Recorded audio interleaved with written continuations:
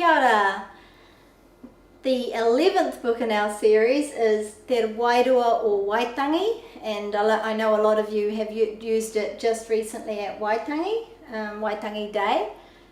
We wrote this book and published this book because so many people wanted something about Waitangi that would be usable for young children, and so that was really actually quite tricky. I was really pleased when I came up with the idea for the theme. You'll notice that it differs from all the other books so far in the series in that it's photographs rather than paintings from Deb.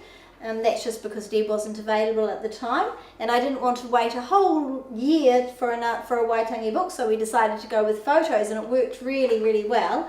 Some of the photos are purchased. So this was purchased from the Alexander Turnbull Library. This is a reenactment of the treaty because I'm pretty sure there weren't any photographs at the treaty, or I haven't seen any. I've seen some paintings, but this was a reenactment photo. And some of the photos in here are taken by my daughter Sophie. So these children are at Hamilton West School, and they are from a new entrant class. They were in the new entrants in 2015.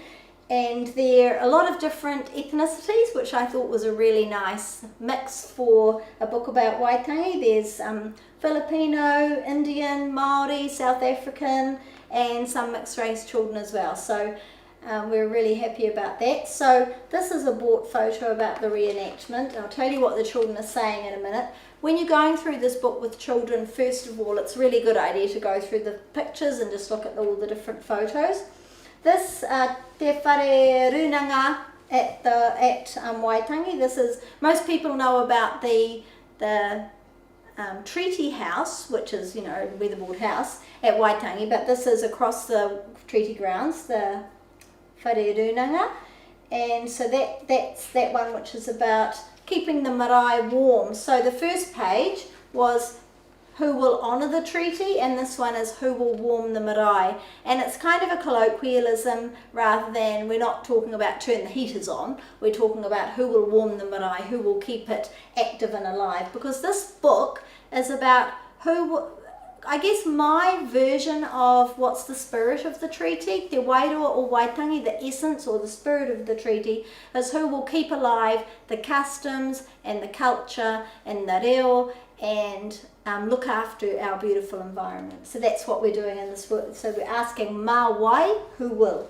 So that's that one.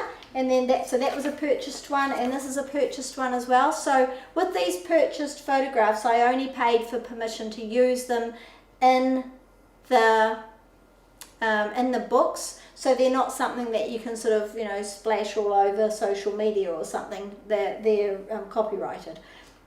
This is Mā Wai Ngā Tikanga e Whakamana, who will, and that's really about strengthening the tikanga, the culture, and obviously this is at Waitangi as well, greeting the visitors.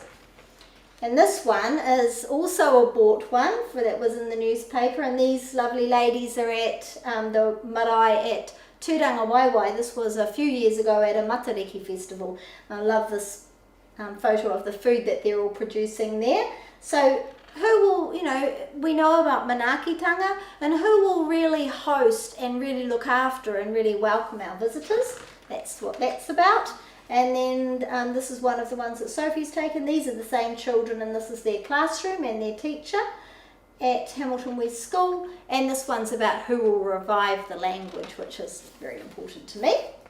And then this one's about who will, these ones are all about looking after and caring for our environment. So the land, the whenua, our birds, our trees, and our rivers. And then at the end, we're saying who will honour the spirit of Waitangi. And with this photo, as well as the one on the cover, if you look carefully, you can see that the children are reenacting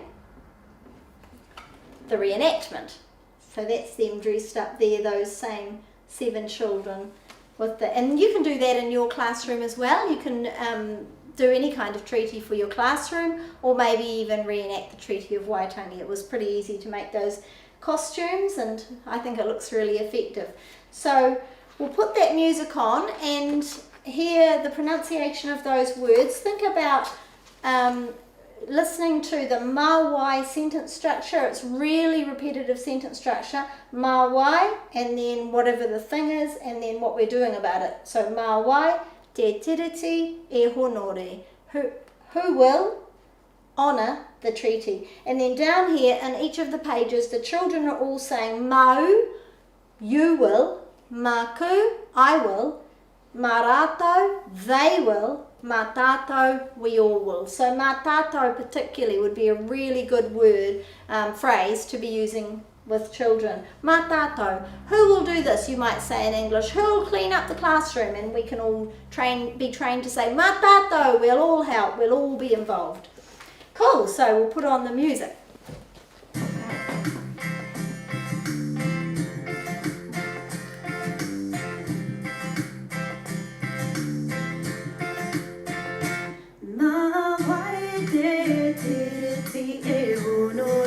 Who will honour the treaty?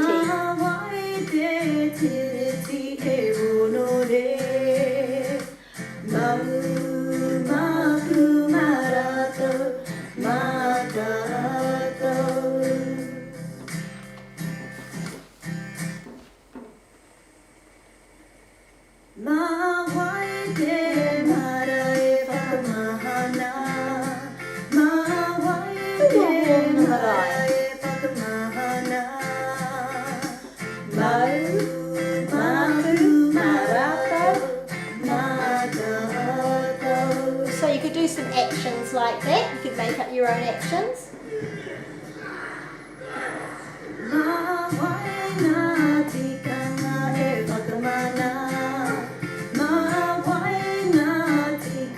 Lots to talk about here in this picture.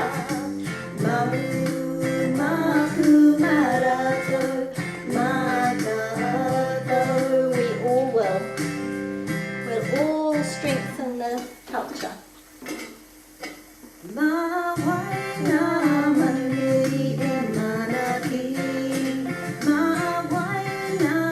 This is very important.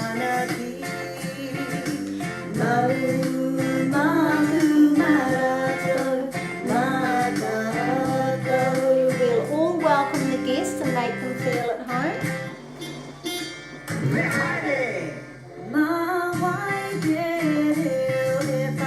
This is about reviving te reo Māori.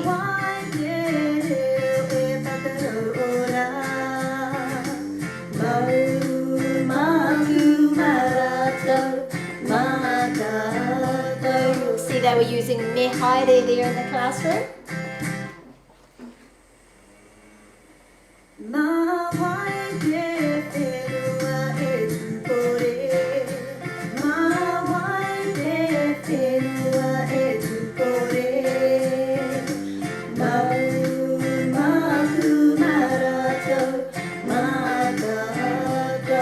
Let's all look after the land.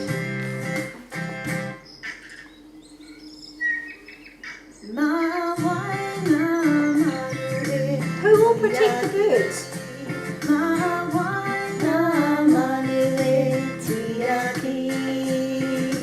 You will, I will, they will, mātātou, we all will.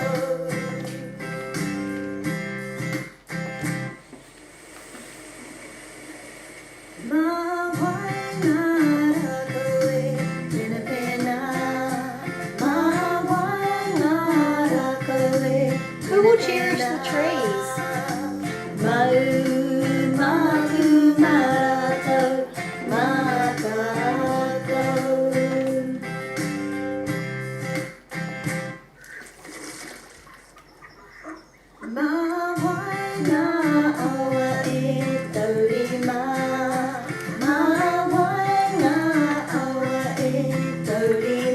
Who's going to look after these rivers? Mātātou, we